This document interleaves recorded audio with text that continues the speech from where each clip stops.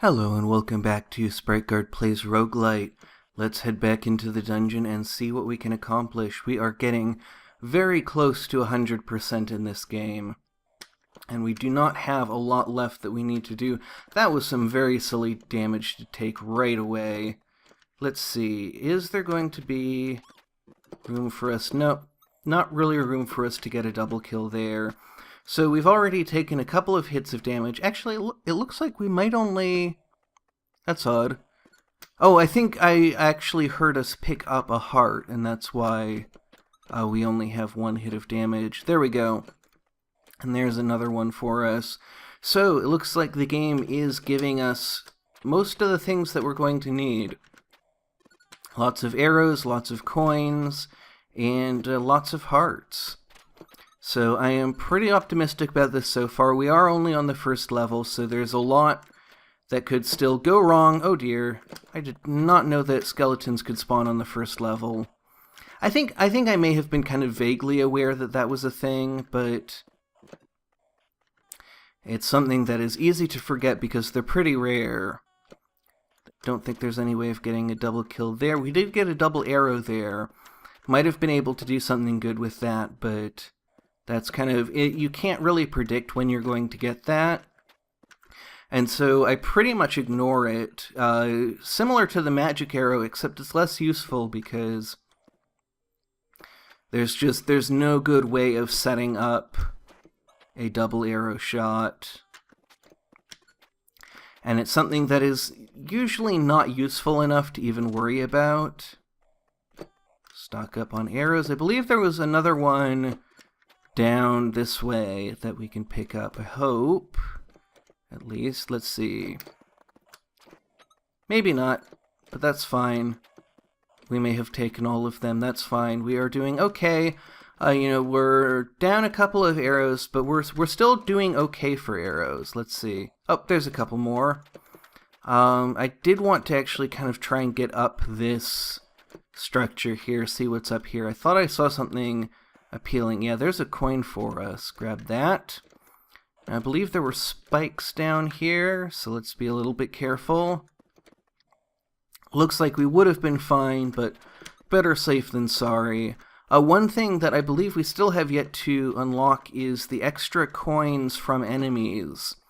We're still not getting very many coins from them, so we should probably look out for situations where we can avoid shooting them and save our arrows for lanterns, because those are going to give us a lot more coins.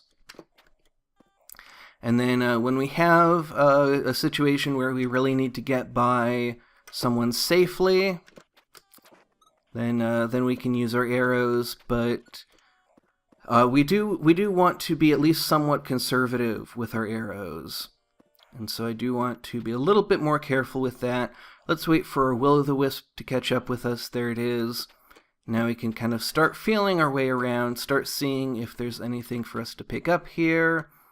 There's a bunch of arrows for us. Not quite filling us up to full, but enough that I'm a lot more confident about our prospects now. And it looks like we have a skeleton. Skeletons are always worth an arrow. They're very dangerous. And it looks like we actually now have an extra arrow here, so we can shoot that guy, pick that up. Oh, we didn't even use it because of the magic arrow perk. So we have an opportunity to grab that lantern, and then we can grab that arrow. Gradually, I'm starting to kind of put together the attention span and the kind of the sense of the economy and planning, the way of sort of strategizing about this whole game, the way of planning out what it is I'm going to do, deciding, what to spend my arrows on, being conscious about the fact that I'm spending arrows on things. Like, I don't think this guy is even worth shooting. It looks like we have 3 more arrows up here. And I'm starting to get a little bit better at navigating in the dark. So let's drop down there, shoot that guy, since we have these extra arrows up here, and then we can get up and grab them. I'm still, I'm gradually recognizing more and more of the landscape, more and more of the little generating patterns. but there's still, a lot of uncertainty, a lot of, not really knowing what's going to be around the next corner. And it may be that there are too many generating patterns to ever know that. It may be that there are too many generating patterns to ever be sure where I'm going to find arrows, where I'm going to find hearts, where I'm going to find the exit.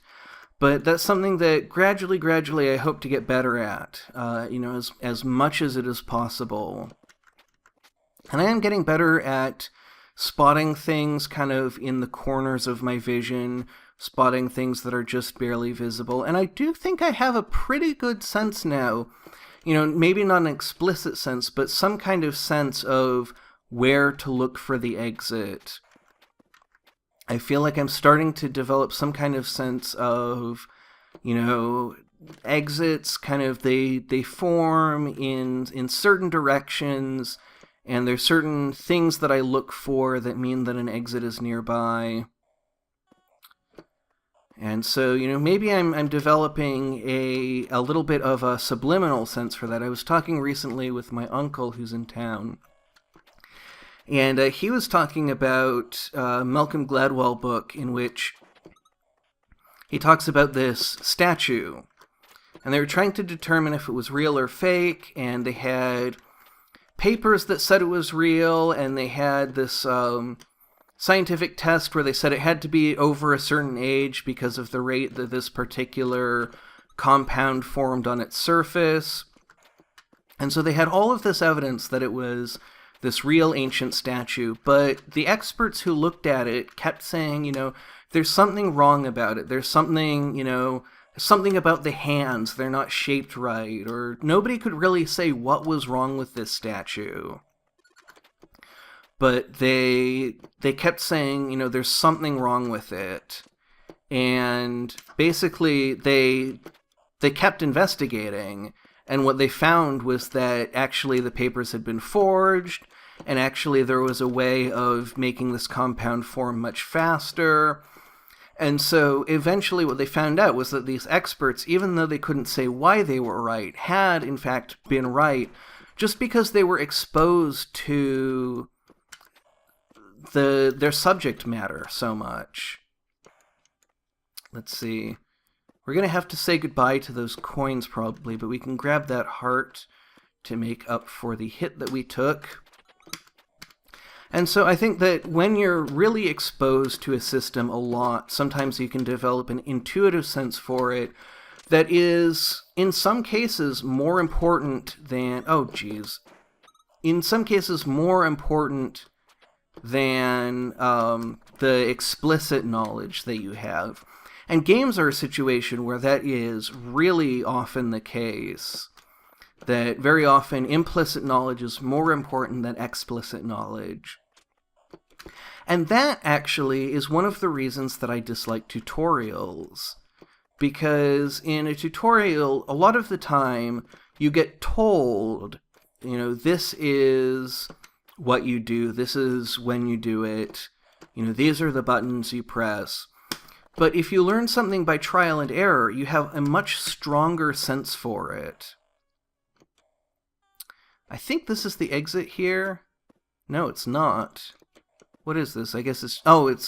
yeah, we were just here. This is just a place to get a heart if we needed one, but we don't. This looks like an exit, though. Yep, there we go. In games, learning things by trial and error is a really good way of building implicit knowledge. And it's like, as you learn what you're doing, you're also learning the muscle memory for it. And so that's why I think it's really good to have games that don't teach you explicitly, that let you figure things out. And I think that means you have to make simpler games. If you have a really complicated game, it becomes much more difficult to do that. But there are games like Hyper Rogue that manage to be pretty complicated without much of a tutorial. And that has help text, which is really useful.